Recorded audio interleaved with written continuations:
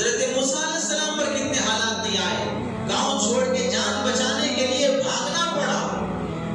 گاؤں چھوڑ کے دوسرے وطن کا رخ کرنا پڑا اپنی جان بچانے کی خاطر۔ دشمن ایسے مسلط ہو گیا، اور جب وہاں سے نکلے اللہ کے حکم پر قوم بنی اسرائیل کو لے کر، آگے دریا ہے، پیچھے فرعون ہے،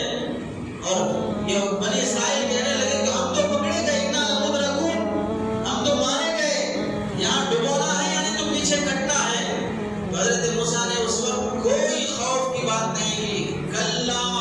ان معی ربی، ہرگز نہیں، میرے ساتھ میرا رب ہے،